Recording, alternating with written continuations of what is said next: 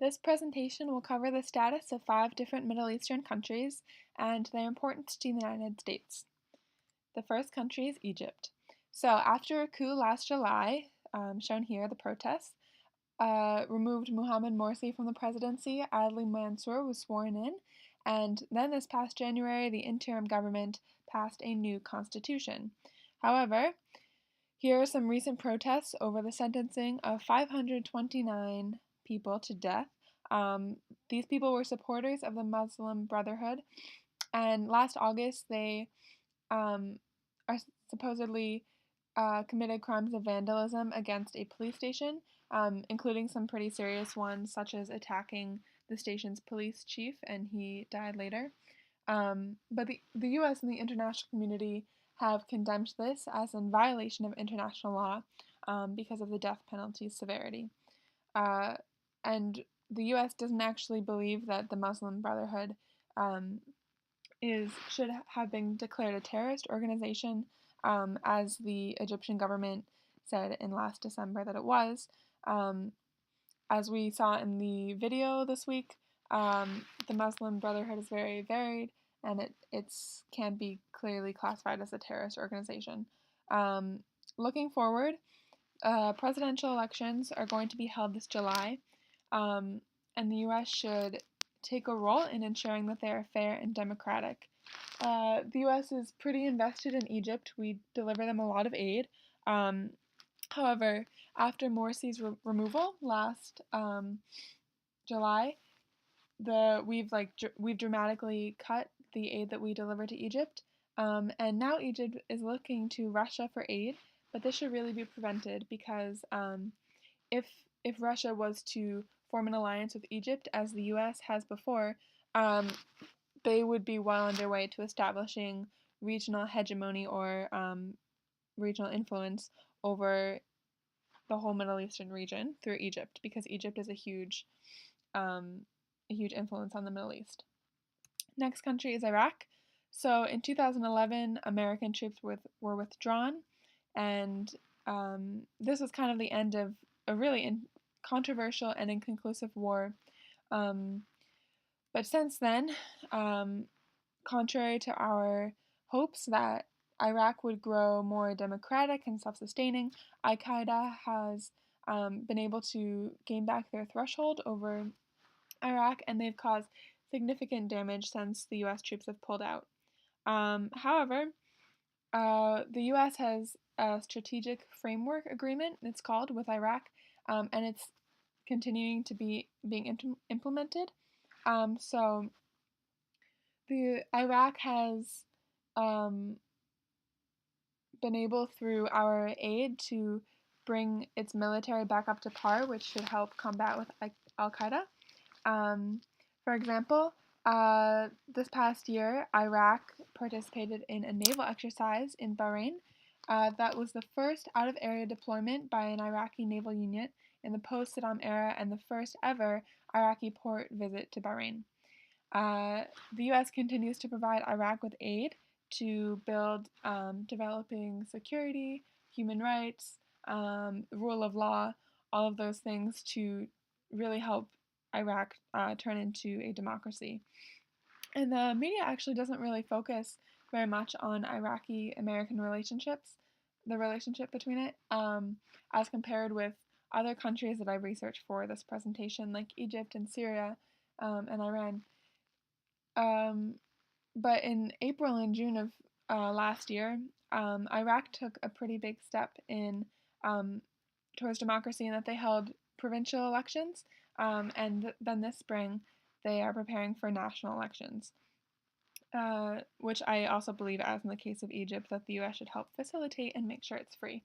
We've provided, the U.S. has provided over $87 million in aid to address displaced Iraqis, so refugees, by giving them shelter, healthcare, and other basic humanitarian assistance. So that is a very positive thing. Okay, Saudi Arabia. So recently, Saudi Arabia pulled out its ambassador from Qatar, and the U.S. was really kind of irked at that. And Saudi Arabia, in return, has qualms about the US supplying anti government rebels in Syria. They see it as a meddlesome, kind of like policeman of the world action, um, and that it's unstable enough to encourage Islamist extremists who have more reliable sources of funding and weapons to gain a threshold in Syria. So they're not happy in return, basically, with how we're treating the conflict in Syria. So, although on both sides, these are just two examples of the mild annoyance, as it was characterized by the New York Times, at each other's actions, we really do need each other. The US relies on Saudi Arabia as the local policeman of the Gulf area and obviously for immense oil exports. So, actually, this coming Friday, President Obama is stopping in Riyadh. So, he should be prepared to deal with mistrust on behalf of the Saudis and many questions about his intentions in Syria and other parts of the world. And he should reassure Saudi Arabia that its security won't be compromised by the negotiations that are ongoing with Iran about us lifting sanctions against them in exchange for limiting their nuclear program. Okay, Syria. So this is Bashar al-Assad, and while he is still in power, there's with the election that has reformed Syria's parliament, that was 2 years ago. Hopefully, people are saying that the upcoming elections will be fair and that more than one candidate, or at least one other candidate, will be able to run against Assad, which in the past has never been an option, either against Bashar al Assad or his father before him. So hopefully, the elections that will be held this summer will be held fairly, and I think the US again should take a role in ensuring that these are free and democratic elections. If not the US, then another country that Syria has positive relationships with that is also a democracy. So currently, Syria is undergoing a civil war between the government and opposition, and the treatment towards Syria by on the part of the U.S. While we have helped significantly with refugee assistance, we haven't really made any significant dramatic actions towards Syria. Um, and the diplomacy that we've been doing has been sort of um, low cost, low risk, and thus low reward. So without taking drastic action, Syria is going to be won't be able to uh, combat its lawlessness and the terrorism that has taken over. So more Syrians will be displaced than already have, and neighboring countries will be threatened, and the whole regional stability will collapse. So uh, the U.S. really needs to take an action, and this action that I propose would be having supporting through funds and other equipment a broad rebel coalition with an on the ground presence, obviously, that would have the abilities and the funding to bring about a political transition in Syria. Okay, so Oman is probably the least controversial of the countries that I've looked up so far. They've played an important part in helping the U.S. Have regional stability in the Middle East. They have a strategic location.